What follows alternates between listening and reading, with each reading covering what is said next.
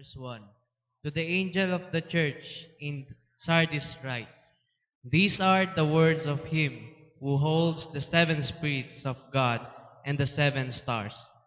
I know your deeds. You have a reputation of being alive, but you are dead. Wake up, strengthen what remains and is about to die. For I have not found your deeds complete in the sight of my God. Remember, therefore, what you have received and heard, obey it and repent. But if you do not wake up, I will come like a thief, and you will not know at what time I will come to you. Yet you have a few people in Sardis who have not soiled their clothes. They will walk with me, dressed white, for they are worthy. He who overcomes will, like them, be dressed in white. I will never blot out his name from the book of life, but will acknowledge his name before my Father and his angels. Tayo po ay manalangin. Aming Diyos, Ama sa langit, salamat po sa pagkakataon na kami po ay narito. Tinako po ninyo, hindi po aksidente. Dahil alam po namin na may nakalaan ka po na salita na mumula sa iyo na magbibigay sa amin ng paalala, magbibigay sa amin ng buhay na pag-asa. Tulungan mo po kami na maging mga tagapagsagawa ng iyong salita, na ito ay aming tanggapin bilang mga mabubuting lupa, good soils, O Lord.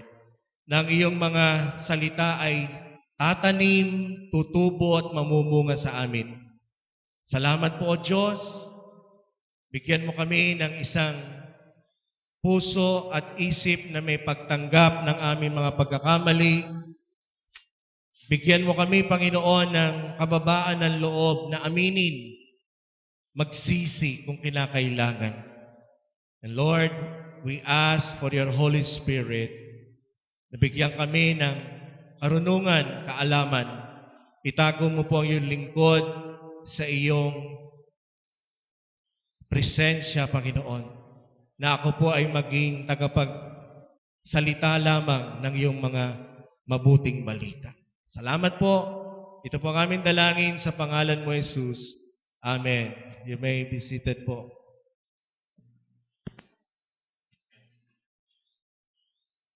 This morning ay tatalakayin po natin ang isa pong paksa on how important na ang atin pong natanggap mula sa Panginoon ay ating ingatan at hindi po ito masayang. As we look over from verses 1 to 5, kinakausap po dito ang church in Sardis. Hindi po ito sardinas, ha? Ito po isang lugar.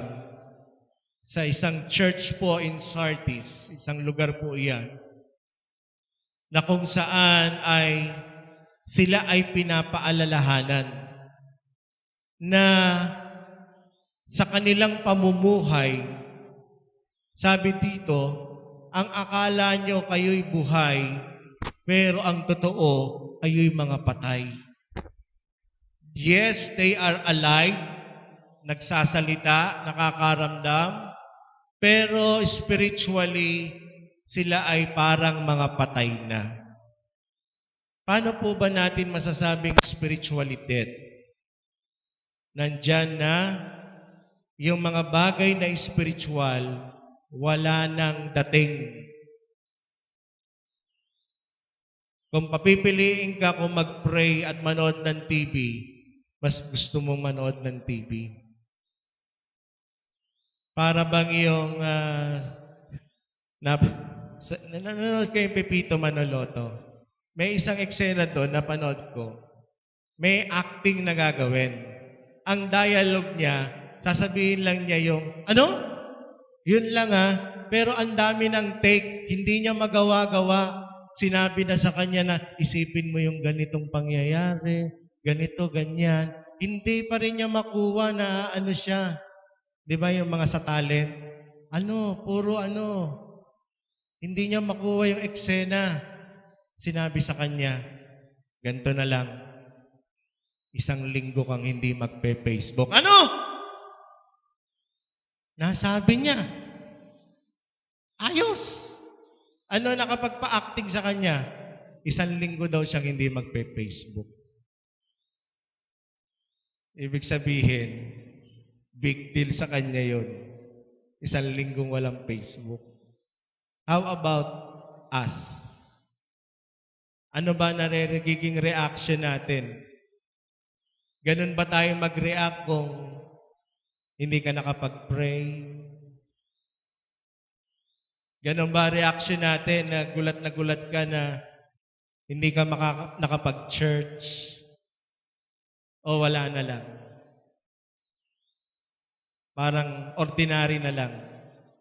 Parang walang pinag-iba. Parang ganito na nangyari sa kanila. Baka nandiyan gumagawa na ali sila ng kasalanan, bumabalik sila sa dating buhay, nawala na. They are spiritually dead. At pag pinagpatuloy natin, ano pa sabi? Verse 2. Ano po sabi? Gandahan nyo naman, merong exclamation point. Ano ibig sabihin nun? Ayan. Para naman di kayo nag-aral. Ha? Diba? Gising! At ano po sabi? Strengthen what?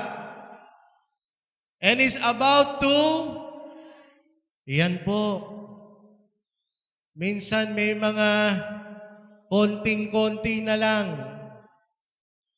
na kapag hindi mo pa inagapan, ma-empty. Di ba, Tatay Johnny? Konti na lang yung sa gasolina, ma-empty na. So yung natitira, anong dapat mong gawin doon sa natitirang gasolina? Makapunta ka sa pinakamalapit na gasoline station. Para mag-refill. Konti na nga, dinala mo pa sa malayo. So ano mangyayari? Titirik ka.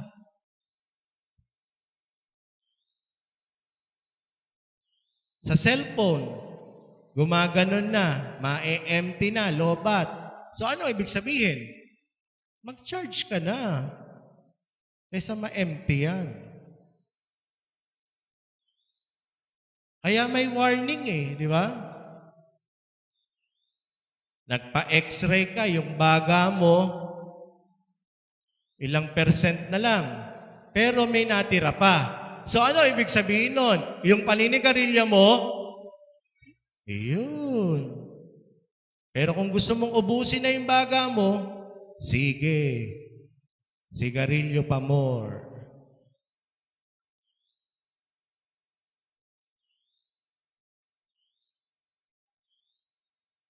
May sumakit sa iyo, chinek up.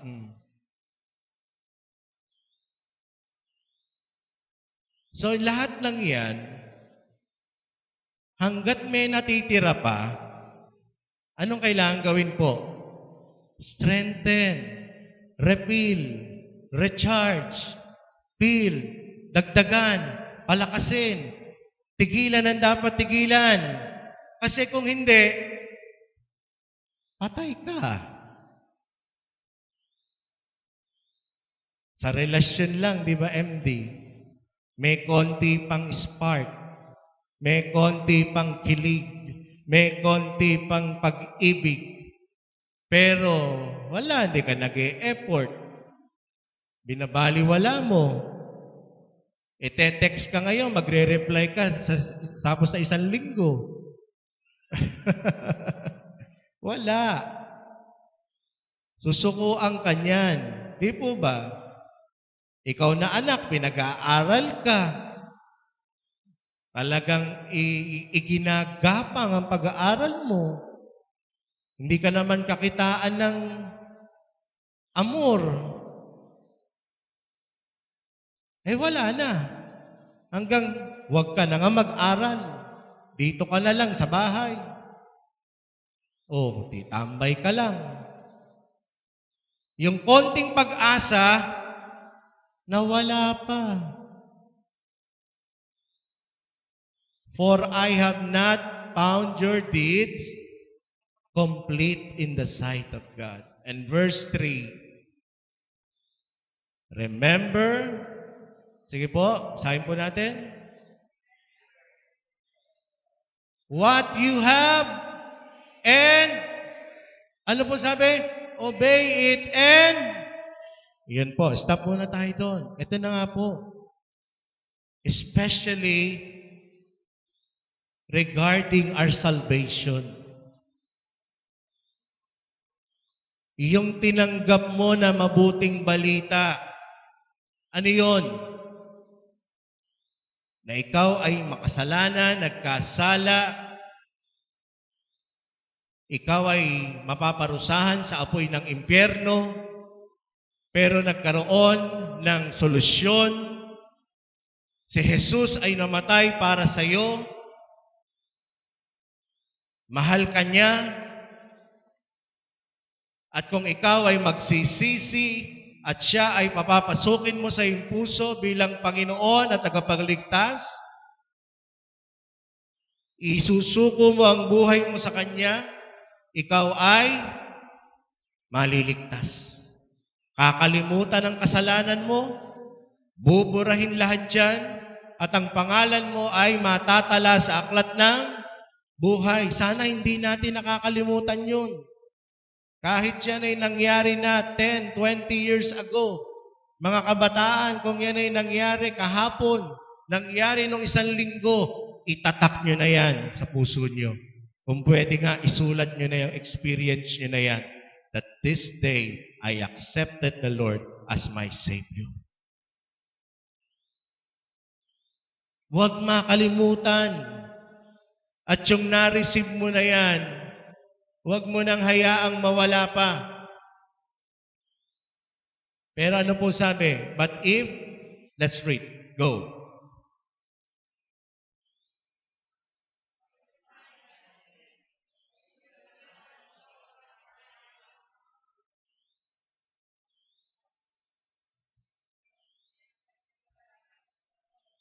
Anak, pakibalik muna natin. Ayan. Pero kung hindi nyo gagawin iyan, hindi kayo gigising, hindi kayo kikilos, hindi nyo iingatan, pupunta ako na parang isang magnanakaw. At hindi nyo alam kung kailan yun. Dito po ganito. Dalawang bahagi po ito. First, kung magpapabaya ka, darating siya na parang isang magnanakaw. It speaks of His second coming. Walang nakakaalam nun. Only God. Para nga daw isang magnanakaw. Surprise. Diba? Walang magnanakaw na nag-text. Good PM. Mamayang gabi, mga 10 o'clock, sharp. Nanakawan ko kayo. Walang ganon, di ba? Wala. Walang, tao po. Sino yan? Mga magnanakaw po kami. Walang ganon, di ba? They will attack, they will come in, na hindi mo alam. O alam mo man, papwersahin ka. Di ba? Ganyan ang Panginoon. Darating daw siya like a thief. Parang isang magnanakaw sa gabi. So kung ikaw ay hindi nakahanda, pagdating ng panahon na yon, may iwan ka. May pag-aaral, tatalakayin natin ito some other time, called rapture.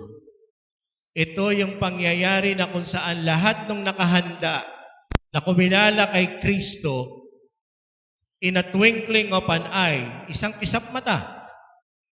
Kunyari daw, magkatabi kayo. Yung isa nakahanda, mawawala yun bigla. Yung isang hindi nakahanda, maiiwan yun. Saan mapupunta yung nawala? Sa langit na, sa piling ng Diyos. Ano mangyayari dun sa maiiwan? Dadana sila ng labis na kapighatian. The Great Tribulation. Grabing hirap yun. Kaguluhan. Tatalakayin natin yan sa ibang panahon. Pero ang gusto kong sabihin, pagdating ng Panginoon na tulad sa isang magnanakaw, kapag hindi ka naka-ready, maiiwan ka. Pastor, kailan yan? Wala nga nakakaalam, pero may mga signs. At yung mga signs nangyayari na. Gera, kagutuman, kasamaan, pang-uusig. Nangyayari na yon. Kaya ibig sabihin, anytime, pwede. Kaya dapat ang mga Christians parang Boy Scout, laging handa. Laging handa. Tinalakay nga namin mga kalalakihan kagabi, Teacher Helen. Ang ganda ng topic natin, Edward, ano? Ano yung topic natin? Dennis? Na-share mo ba kay Seya? Hindi pa. Ang topic po namin is how to handle bad moods. Papaano haharapin, i-handle yung mga panahon na kami ay may bad mood bilang tatay, bilang asawa. Yung masama gising, di ba may ganong Ana? May ganong kami? Mga misis, di ba? Di ba, si Sir Winnie? Kung ang mga babae may regla o bisita, ang mga lalaki naman, ito yung sumpong o yung bad moods. Saan ang gagaling yun? Narinig ko ang mga pinanggagalingan minsan ay kunyari ay sa mga anak, mga pasaway na anak, o kaya ay usapang pinansyal, usapang pera, o kaya minsan si Mrs. ang sisimula ni Mrs., madadamay na yung partner. Yan, mga ganun. So,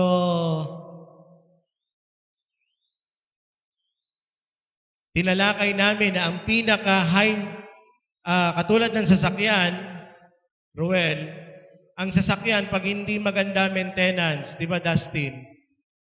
Hindi naka-maintain, maglolo ko yan, magpapalya yan. Kami bilang mga Christian fathers, ang aming high maintenance ay ang panalangin. To be prayerful. Kapag kami ay hindi prayerful, yan, madalas kaming mainit ang ulo, topakin, madaling mapikon, madaling mainis. Pero tingnan nyo, pag ang tatay nyo prayerful, di ba, pangalan nito? Anak mo, Ruel? Si Eliza? Di ba, Eliza? Hindi mainitin ang ulo, mapagpasensya. Di ba? Pag sinabi ni Mama na, wala tayong bigas, God will provide. Hindi, wala na naman. Iba pag ang tatay prayerful. Di ba, Andrea? Pero pag tingnan nyo, hindi prayerful. Di ba? Kaya, mga kabataan, pag naging tatay na rin kayo, maunawaan nyo yan. To be prayerful. Okay. So, Verse 4. So yun po tinanggap mo si Jesus, pero hindi ka nakahanda, may iwan ka. Pero hindi ibig sabihin nun, impyerno ka. Hindi. Nakasulat na yung pangalan mo sa aklat ng buhay. May chance ka pa rin pag naiwan ka. Huwag ka magpapapugot ng ulo. Huwag ka palang magpapatatak. Ang kapalit doon, pag hindi ka nagpatatak, pugot ulo. Revelation chapter 18 to 20. Yung 666, the number of the beast. Okay? So naiwan ka, tinanggap mo si Jesus pero hindi ka nakahanda. May pag-asa ka pa para langit pa rin ang punta mo. Yun nga lang, dadanasin mo ng bahagya yung Great Tribulation. Samantalang yung mga nakahanda, ang sarap na ng buhay sa piling ng Diyos. Pero ikaw, kailangan mong pagdaanan. Pero dahil alam mo yung salita ng Diyos, hindi ka magpapatatak. Kasi pag may tatak na, anong sabi ng Bible? Cashless society. Hindi mo na kailangan ng pera. Hindi mo na kailangan ng credit card. Ipakita mo lang yung tatak mo sa forehead o sa right hand, makakabili ka na, may serbisyo na. Pag hindi mo alam ang Word of God, parang, wow, sarap naman nun. Papakita lang sa restaurant, sa Starbucks. May coffee na. Pero hindi mo alam ang kapalit nun, impyerno. Pag natatakan ka na, wala nang burahan yun. Wala nang bawian. Pero dahil tinanggap mo si Jesus, yun nga lang, hindi ka nakahanda kasi nagpabaya ka, may chance pa, pero pugot ulo. Pero, iwanan mo na yung ulo mo dun. Meron ka naman bagong ulo sa langit. Glorified body. Nakuha natin? Yan. Verse, na tayo, Kathleen? 5 na ba tayo? Nadaanan na ba natin yung 4? Ayan. Okay. Eto ngayon yung mga nakahanda. Anong sabi? Sige, everybody, 1, 2, 3, go!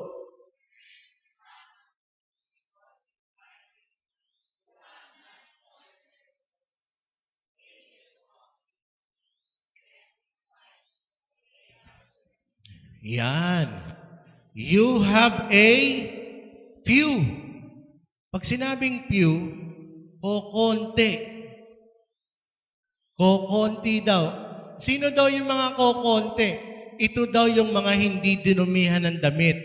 Spiritually speaking, nakahanda. Hindi sila naglublob sa putikan. Nag-ingat.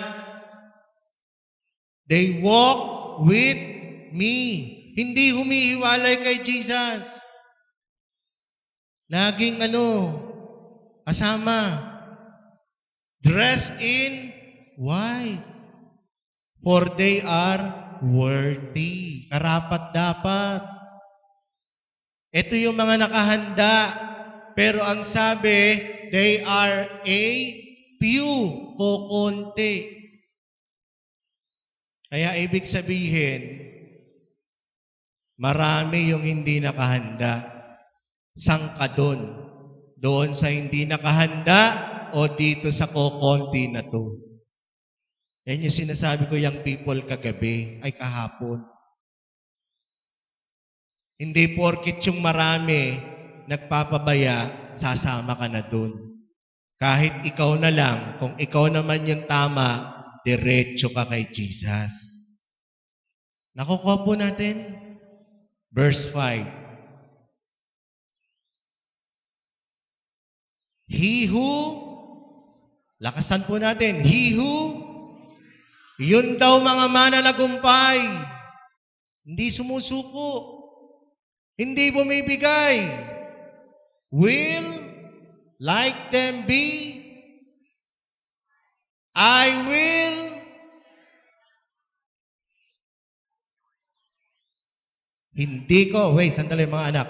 Hindi ko buburahin ang kanilang pangalan sa aklat ng buhay. Kikilalanin ko sila sa harapan ng aking Ama.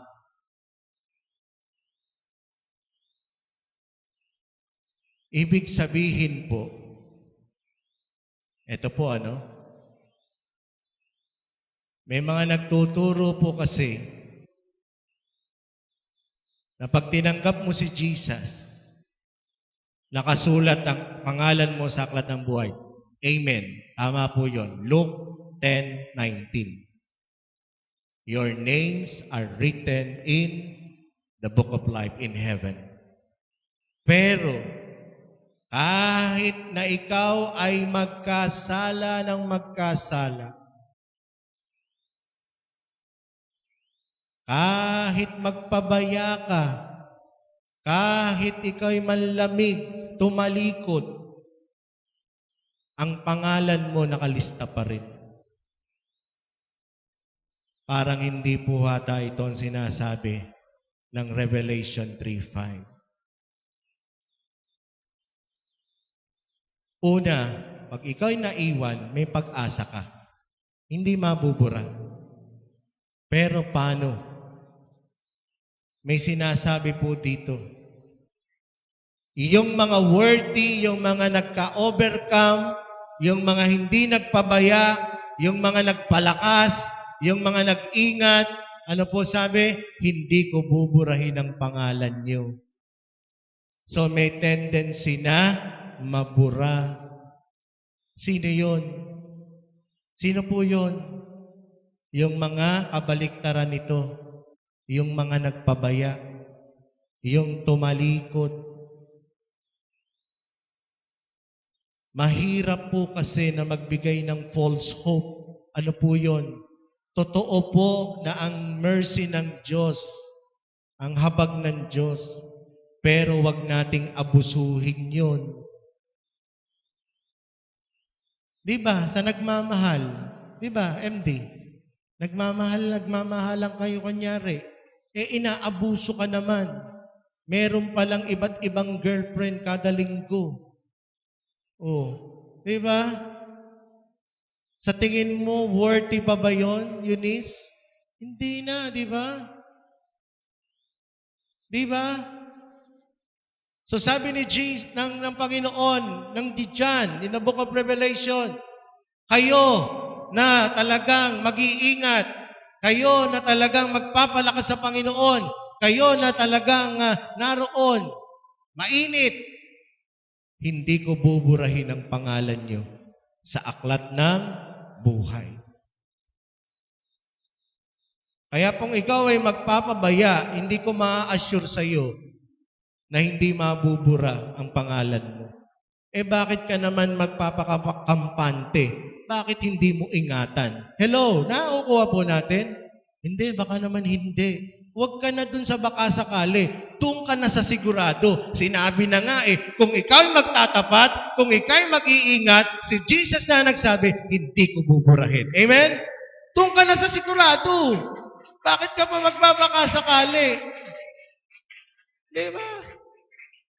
Naku, ano ba itong mga pinaggagawa ko? Hindi lang alam ni pastor. Bakit ka pa dun sa ganun? Bakit hindi ka dun sa sigurado? Mamuhay ka ng maayos. Mamuhay ka na may takot sa Diyos. Tigilan mo yung dapat tigilan. At si Jesus ang nagsasabi, ito yung pangalan mo, nakasulat pa rin. Don't worry. Kasi pag nabura pangalan mo dyan, Revelation 20:15, dito na tayo magtatapos. Revelation 20:15. Sige, nagpabaya ka. Nanlamig ka. Tumalikod ka. Yung dati mong ginagawa, mas naging masahol ka pa. O ano sabi pag wala pangalan mo? Ready? 1, 2, 3. Go.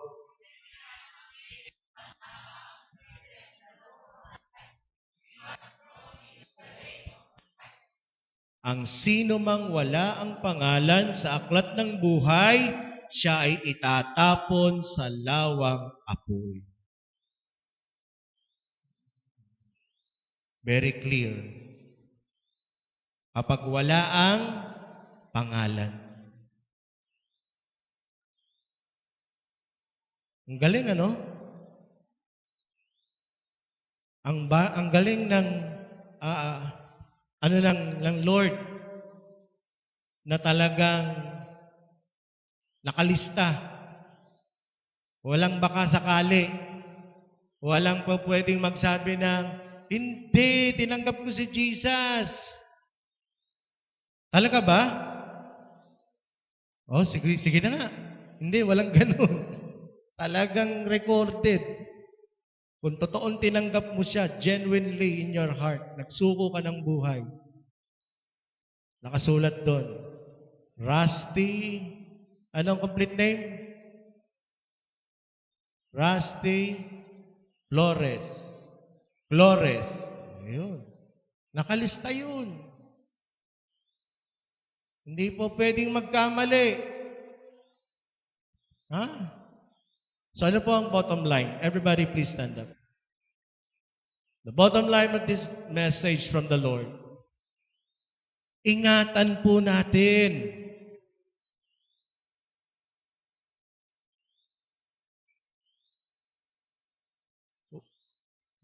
Strengthen. Kung ano ang dapat palakasin. Wake up. Gising. Doon sa kailangan gumising ka na. Na area ng buhay mo.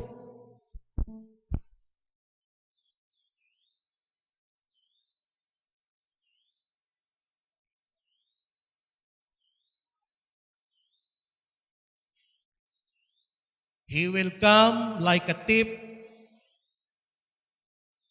Parang isang magnanakaw. And during the time of judgment, o dumating ang time na ikaw ay umuwi sa Panginoon, baka magulat ka, burado na pala yung pangalan mo. So ano po ang ating challenge? What you have received. Yung ginawa mong pagtanggap sa Panginoon. Yung ginawa mong pagsusuko ng buhay. Tuloy-tuloy mo na yun. Huwag mo nang putulin. O katulad ngayon, Sunday, mainit ka. Bukas, di na naman tayo magkasama, mga kabataan. Ano? Babalik ka na naman ba? Mga kapatid, malakas ka ngayon. Paano sa makalawa? Paano sa mga susunod na araw? Lupay-pay ka na naman. Mag-aaway na naman kayo mag-asawa.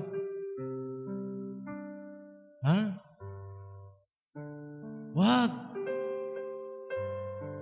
Strengthen. Palakasin mo. Ayusin mo.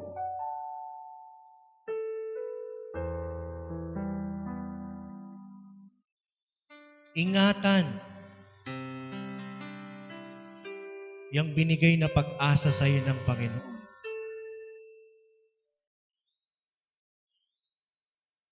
May I call on po ang ushers? Paka-distribute na po ang communion. At habang hawak po natin, start to pray. Lord, tulungan mo ako sa mga areas ng buhay ko na kailangan kong ayusin.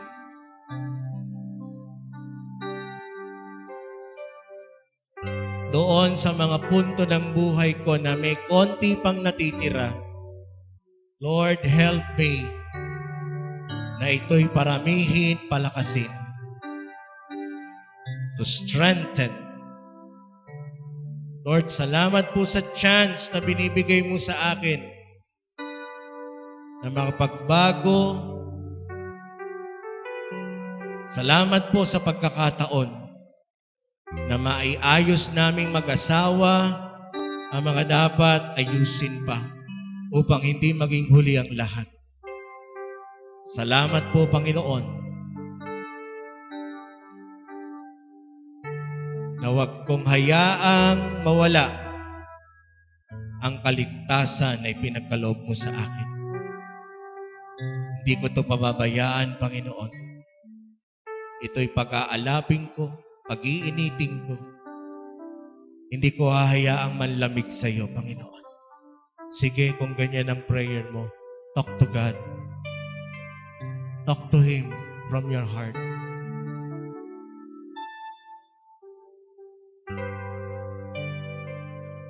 Kaya po tayo may communion, mga kapatid. Sabi po, do this in remembrance of me. Para lagi pong ipaalala sa atin yung ginawa ng Panginoon. Kaya po tayo may Holy Week na ating kine-commemorate para po i-remind tayo of what Jesus did on the cross. Alam nyo, ang rating po ng yung pelikulang The Passion of Christ,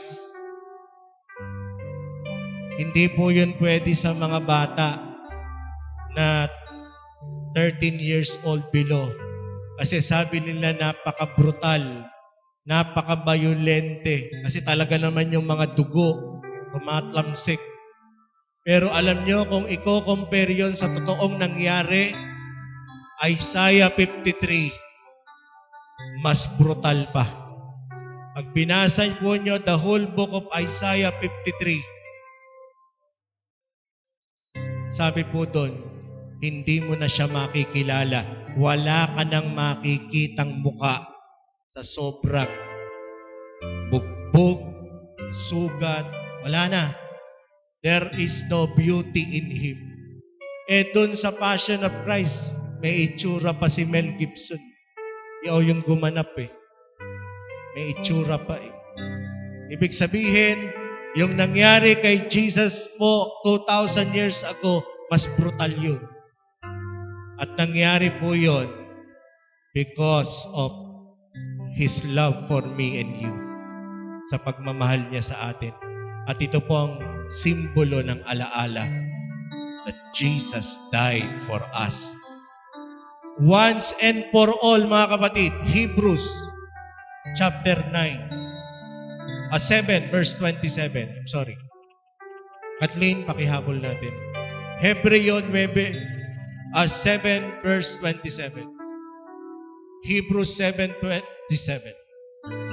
Mga kapatid, yung nangyari po na yon, isang beses lang yon at hindi na po kailangang ulit-ulitin pa kada Holy Week.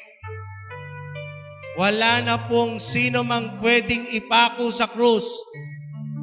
Nagagawa pa nun. Wala na po. Palabas na lang po yun.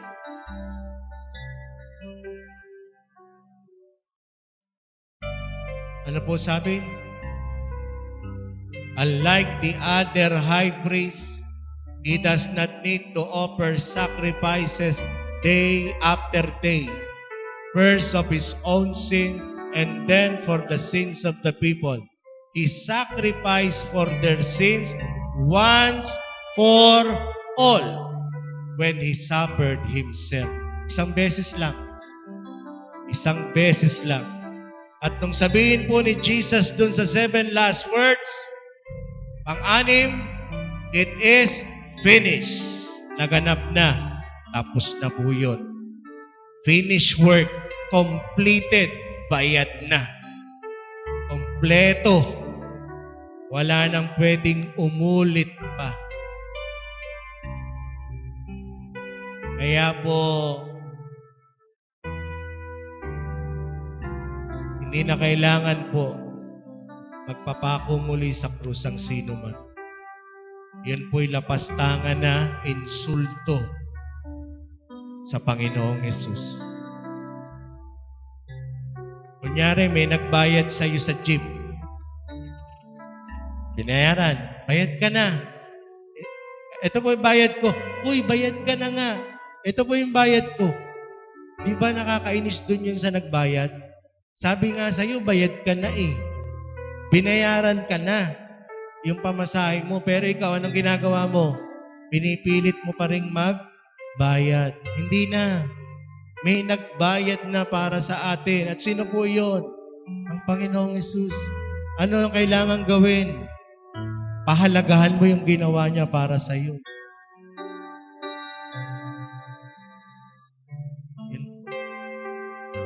Hindi mo na kailangan saktan ng sarili mo.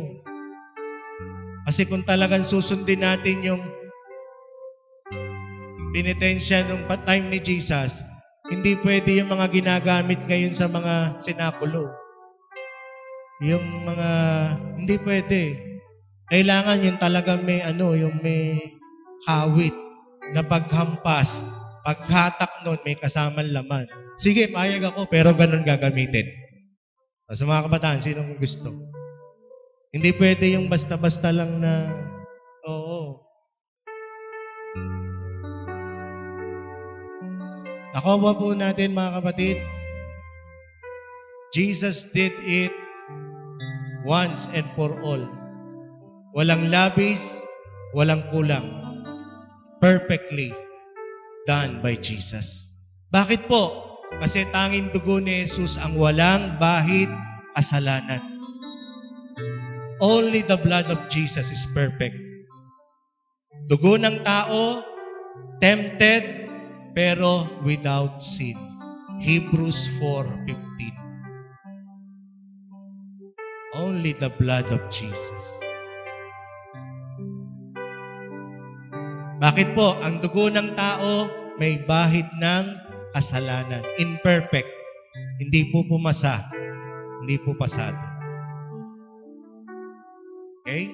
So, this time, sige po, make a commitment now to the Lord. Bago mo inumin, make a commitment sa Lord. Lord, iingatan ko, aayusin ko buhay ko, Panginoon, para sa iyo. Ang relasyon ko sa iyo. Mag-iinit, pananatilihin ko yung init ko sa iyo, Panginoon. Pag nakakaramdam ako ng lalamig, Lord, pag-iinitin ko ito. Sige, make a commitment to the Lord. Lord, i-honor po ninyo ngayon ang panalangin ng bawat isa na naghahangad, Panginoon, na mamuhay ng may init sa pag-ibig sa iyo. Naglilingkod, sumusunod. Salamat po. To God be the glory. In Jesus' name, amen. Let's eat the bread and let us drink the cup.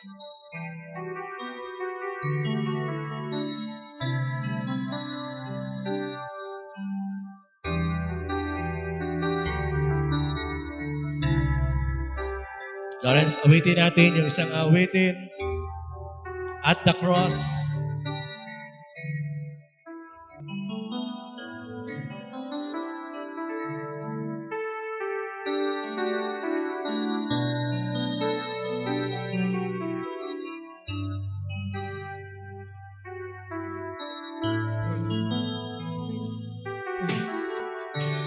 At the cross I bow my knee, where your blood was shed for me.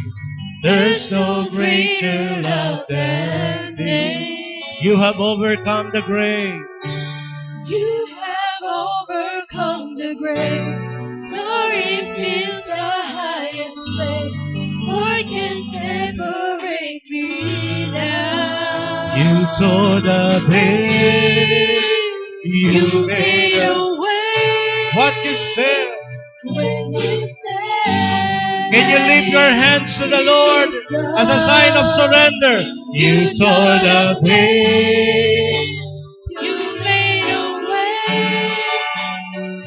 When you said that it is At the cross. At the cross you about my knee, where your blood was shed for me. There's no greater love than this. You have overcome the grave. The glory fills the highest place. What can separate For the last time. now? You tore the veil. You made a way.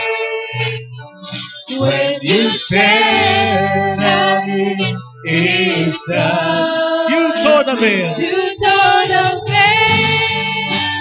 You made a way when you said that it is done. Habang nakataas ang iyong kamay sa Panginoon as a sign of surrender, Lord, ang mga kamay na ito na nakataas sa iyo, Panginoon, Lord, touch them right now. Touch our hands, Lord, lifted high to you.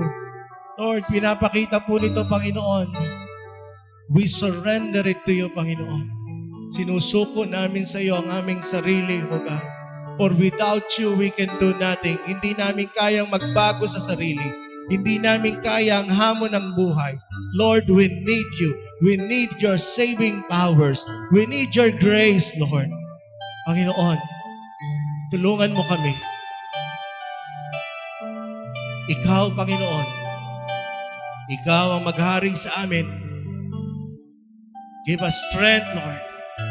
Give us your power, O God, to overcome, Panginoon, ang mga bisyo, ang kasalanan, ang gawa ng kaaway, Panginoon. Na makita mo kaming mga overcomers, O Lord. Worthy, Lord, of your kingdom.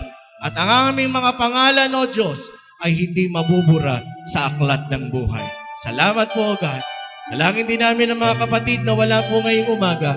Lord, abutin niyo rin po sila. Lord, dalangin namin ang iyong kamay. Gumabay sa kanila, O Lord. Ano man ang kanilang mga sitwasyon. Even to our brethren abroad, Panginoon. Your comforting power, your Holy Spirit, ang kapayapaan mo ay sumakanila, Panginoon. Salamat po sa lahat ng maaabot ng mensahe ito, maging sa mga nakikinig sa YouTube, Panginoon, o sa aming FB account ng mensahe ito. Let your Holy Spirit, Lord, fills them right now. Your healing power, touch them right now, O God. You send forth your word and heal their disease. Salamat po, Panginoon. The victory is ours. In Jesus' name, Amen.